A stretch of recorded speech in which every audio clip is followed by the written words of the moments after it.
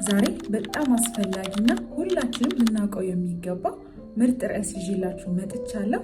የሚቀኑባችሁን ሰዎች የምትለዩባቸውን 8 ምልክቶች እነግራችኋለሁ።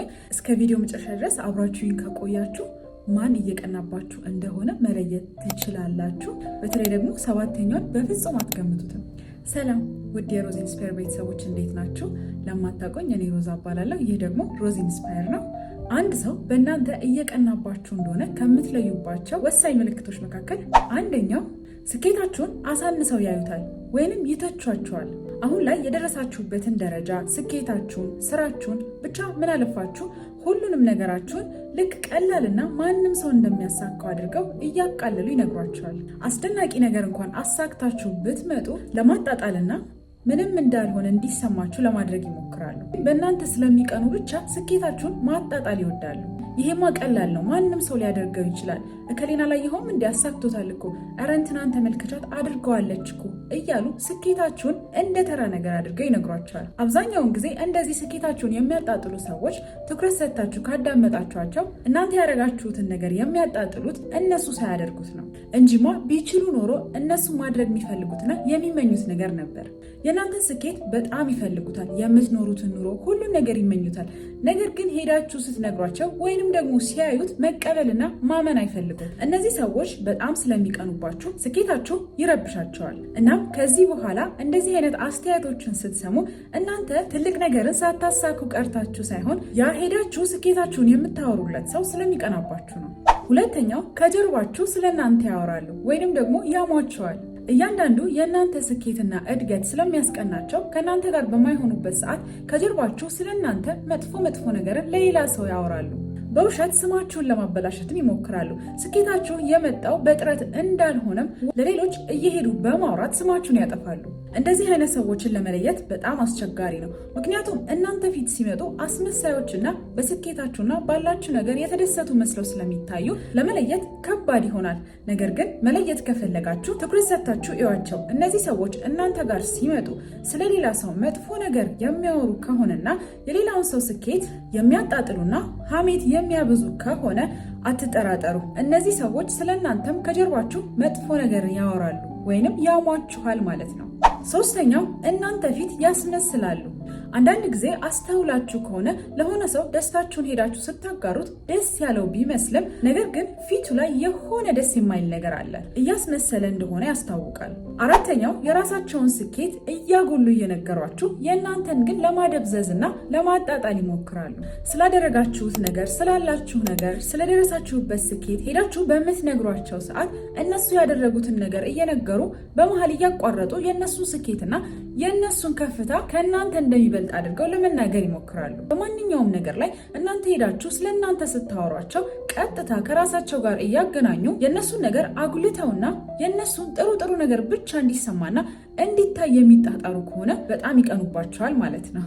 አምስተኛው እናንተ የምታደርጉትን እያንዳንዱን ነገር ከትልቅ እስከ ትንሽ ይኮርጃሉ። የእናንተን ነገር ምንም እንኳን ለመቀየር ሳይሞክሩ ሁሉንም ኮፒ ያደርጋሉ። ፀጉር ስታይላችሁን ሊሆን ይችላል፣ አኗኗራችሁን፣ ልብስ ስታይላችሁን፣ ውሏችሁን ሙሉ ለሙሉ እናንተን ለመምሰል ይጥራሉ። እንደዚህ የሚያደርጉ ሰዎች በዙሪያችሁ ካሉ ይቀኑባችኋል ማለት ነው። የእናንተን ነገር በሙሉ ቢወስዱት ደስተኛ ናቸው ማለት ነው። አንዳንድ ጊዜ ኩረጃ ጥሩ ነው፣ ነገር ግን የራስን ማንነት ሳይለቅና ሙሉ ለሙሉ ያንን ሰው ለመምሰል ሳይሆን ቢሆን መልካም ነው።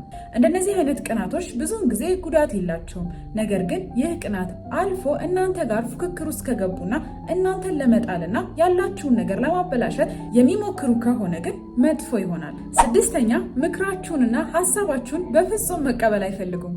ሰዎች ሲቀኑባችሁ የእናንተን ምክርና ሀሳብ በፍጹም መቀበል አይፈልጉም። ስለምታውቁት ነገር ወይንም ደግሞ አንዳንድ ጊዜ አንዳንድ ጉዳዮች ላይ ርዕስ ተነስቶ ሀሳብ ስትሰጧቸውና ምክር ለመስጠት ስትሞክሩ በፍጹም ሀሳባችሁና ምክራችሁ አይጥማቸውም። ሀሳባችሁን ከማዳመጥና ምክራችሁን ከመቀበል ይልቅ ወሬያችሁ ውስጥ ስህተትንና እንከንን ይፈልጋሉ።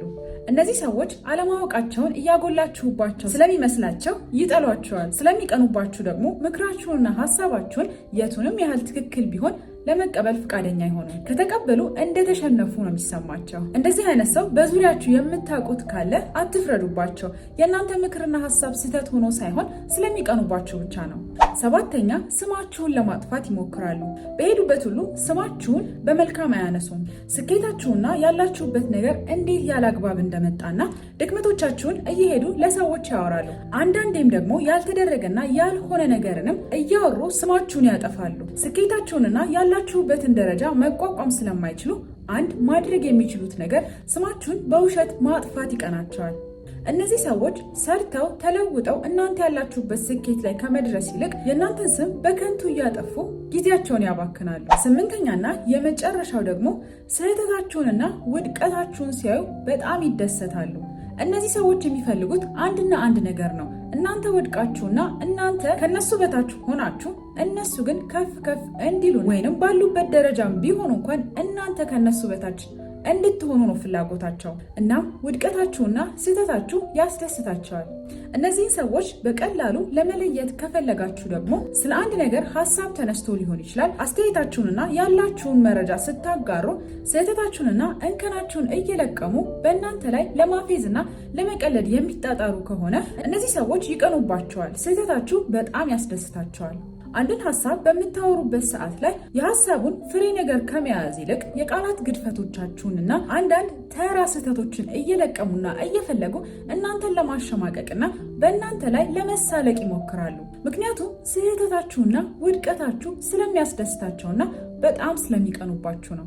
የዛሬው ቪዲዮ ይህን ይመስል ነበረ። እስከ ቪዲዮ መጨረሻ ድረስ አብራችሁ ስለነበራችሁ ደግሞ ከልብ አመሰግናችኋለሁ።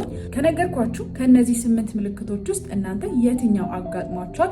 እናም ደግሞ ቀረ የምትሉት 9ኛ 10ኛ ካለ ደግሞ ሀሳባችሁን ኮሜንት ላይ ጻፉልኝ። ይህንን ቪዲዮ ላይክ ማድረግ እንዲሁም ለጓደኞቻችሁ ሼር ማድረግ እንዳትረሱ። ለዩቲዩብ ቻናሌ ደግሞ አዲስ የሆናችሁ ካላችሁ ቻናሌ ሰብስክራይብ በማድረግ ቤተሰብ ሆኖ እላለሁኝ።